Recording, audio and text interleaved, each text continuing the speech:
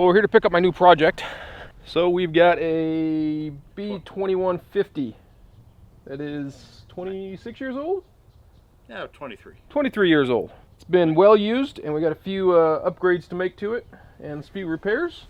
So we're gonna get it loaded up and get it back to the shop.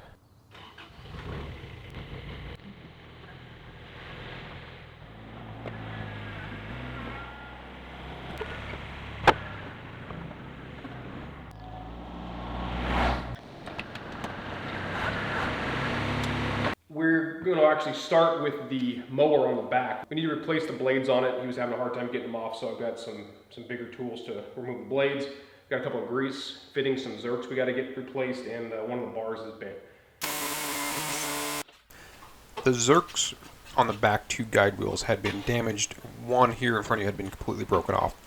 So I needed to drill it out, and I used a hardened steel punch to remove the internal threads.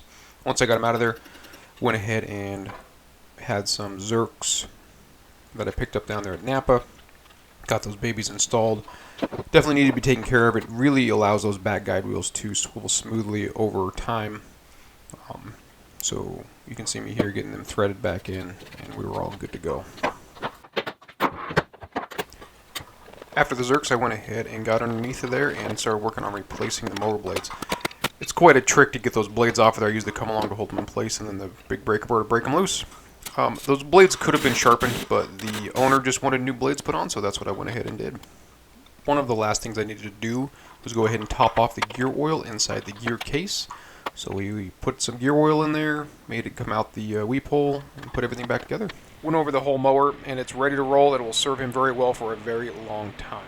So this being a 23-year-old tractor, the bucket has been used really heavily, but as you all know, when you back drag and forward drag to smooth out the ground, right where that bottom of the bucket hits the ground, it wears through, and in this case it is wore through almost completely across. I'm actually going to start by leaving it right here and getting the grinder in here and cleaning all this out, getting all this dirt and crap out of here, and I'm going to try to weave a pass through the front of this and kind of seam it, stitch it back together again.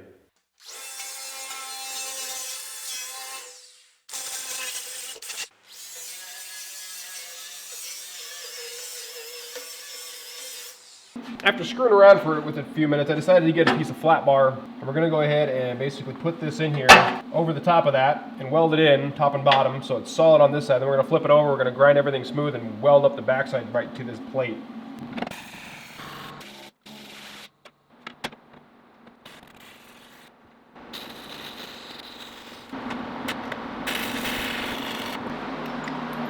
Well, they're not the prettiest welds I've ever done, but that's mostly because I was using some 6011 I had left over.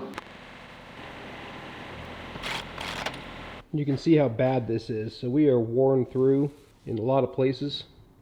And I welded here and here a new plate on the inside. So what I've done is I've gone ahead and prepped a bunch of scrap steel I had left over. And I'm going to take my plasma cutter and I'm actually going to cut just on the inside of that weld. And I'm going to remove this entire thin, worn out piece of metal with all these holes in it.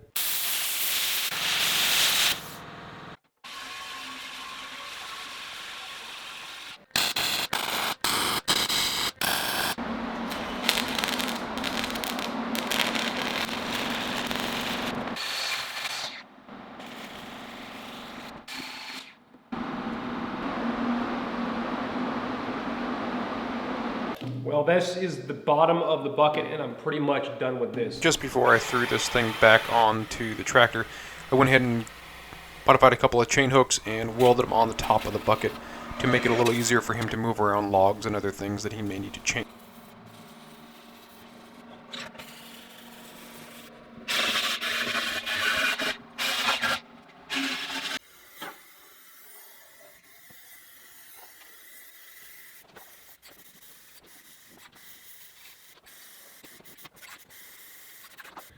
So on the front of the tractor, we have several repairs we need to do.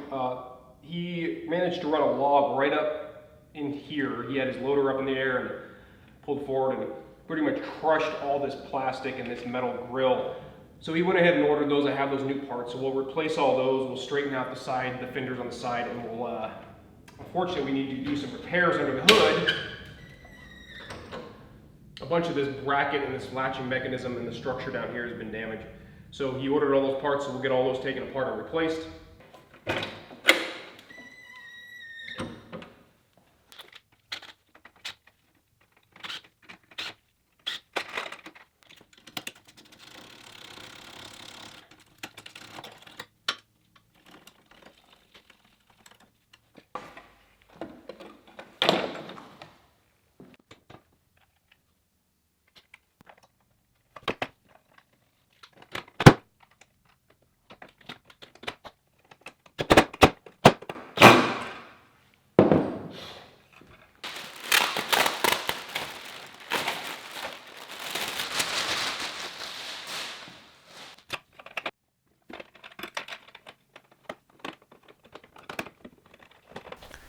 I'm pointing out the old attachment clips that held that mesh screen inside of the plastic front bumper, or front bumper guard, and then the damage that was done to that gives you an idea what we're replacing. So I went ahead and used my needle pliers and broke off the old plastic tabs, which allowed the metal retainer washers to be removed, and I was able to reutilize those on the new guard. So they're just little washers with a raised center section that bites onto the plastic that protrudes through the front mesh.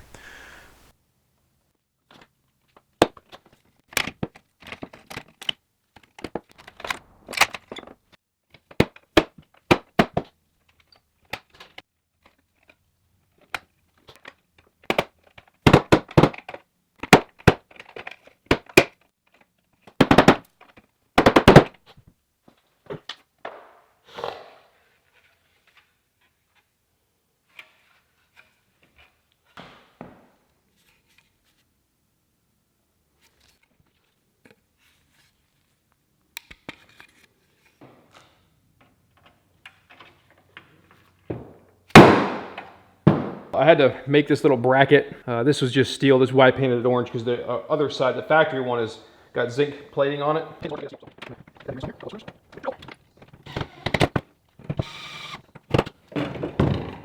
Okay. Ooh, pull out those two.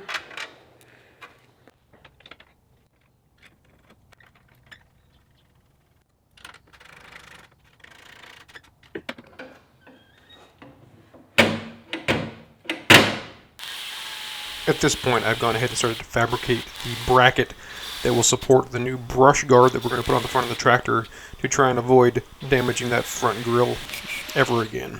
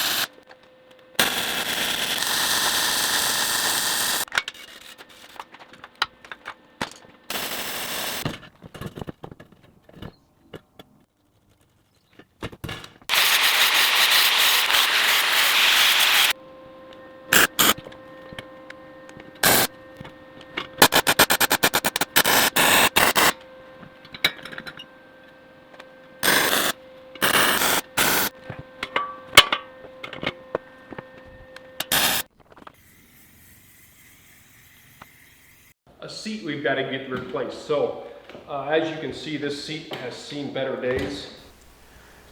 The footage from removing the seat unfortunately got lost, but you can see the old bracket and the new seat. I was able to reuse the plastic or rubberized bushings for the from the old seat and put them on the new seat. We got the tab welded back inside of the bracket, which made the slide function work. And we threw the nuts and bolts in there, put a little Loctite on them, and got it ready to go throw on the tractor. This is an aftermarket seat from, I believe it is seats.com. It was a lot cheaper than a factory Kubota seat, and to be honest, it was a little bit more comfortable.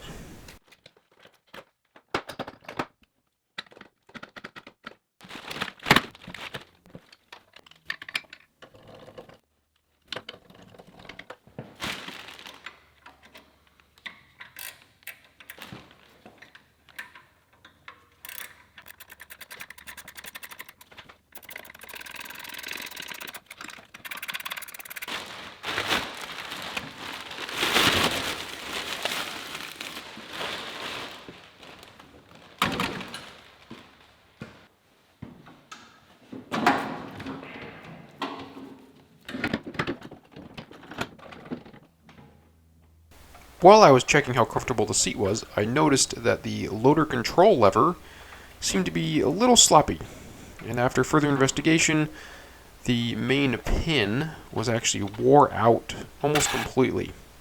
So we went ahead and pulled that apart, did some investigation, found out exactly what we needed to go do. I ended up having to completely remove it from the tractor, and we took it over and we did some weld buildup on the main pin that goes down inside of the housing.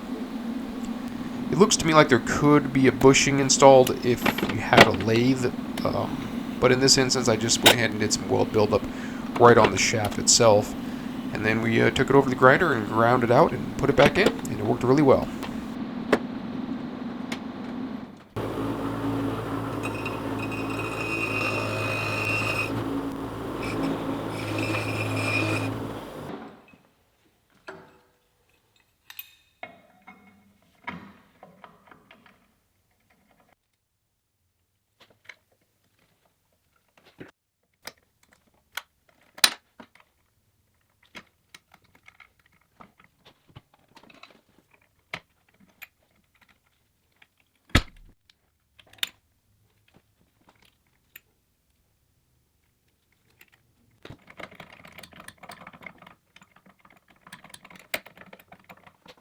Well, I am going to go ahead and install some of this safety plast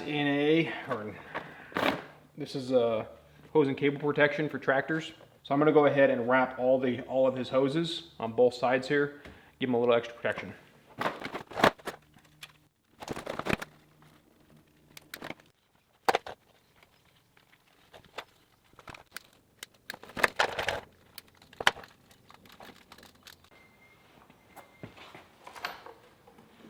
Well, we're going to do a real quick fluid level check in this tractor. On most tractors, front axle, you have a oil level hole that's got a screw in it. You take that screw out and then you fill up until oil comes out of that hole. It's the high level hole, and you know you're at the correct level, as long as the level's in the right place.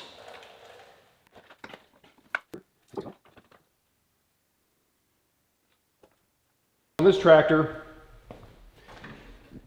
the hydraulic fluid is actually checked from under the seat. So that looks just about perfect. It is right at the max full line, which is really good. So we know the hydraulic fluid is at the correct level. So put that back in. Well, we're going to take a look at the motor oil levels. And it looks like it is way above that. Because it is way above that. So that's not good. And it looks like tar. I ended up losing some footage, but basically I drained about half the oil out and filled it up to the correct level, and then I let him know when I returned the tractor that he needed to do a full oil change on the motor sooner than later. Well, it dripped on the same place, but it's definitely not as bad, but it's definitely not good. Well, we finished topping off all the oils. We checked the front axle, hydraulic fluid, and the motor. Everything has been topped off and good to go. We're going to get this cleaned up and go ahead and bolt on the front grille.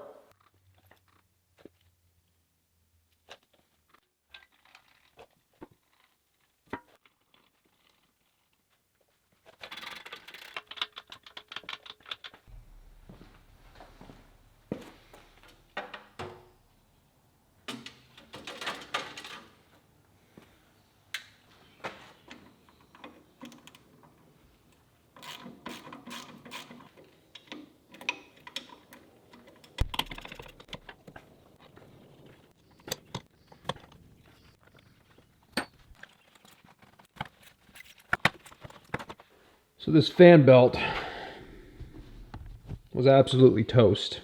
I'm surprised it hasn't broken yet. I can only imagine that this thing is 23 years old. So I'm going to try to run down to Napa and pick up a new one. We're going to replace the serpentine belt, and in this case it's just a single loop. We have a transmission intercooler, the fan, and the radiator all in the way. So now we got to fish it through the fan. It's really important while you do this type of thing, you don't damage the radiators. I mean, you start bending those fins, and you start coming into a whole nother set of problems.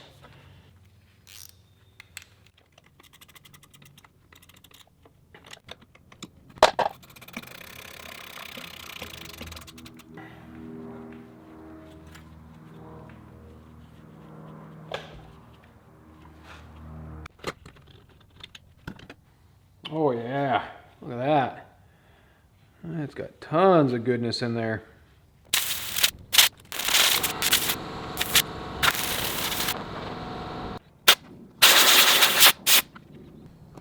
Different air wand.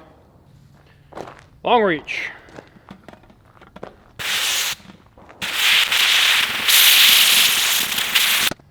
To say this thing is dirty is like an understatement. I've never seen an air filter like this.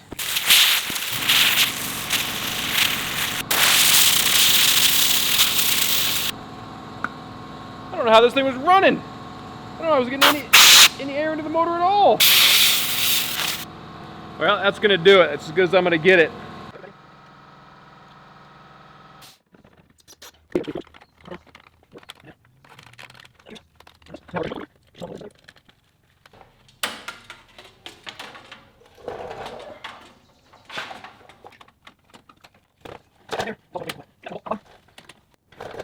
One of the last things I need to do to this tractor before I get it washed and greased up and taken back is add a chain holder. After a whole lot of check fitting, I've decided we're going to go ahead and mount it in this location here.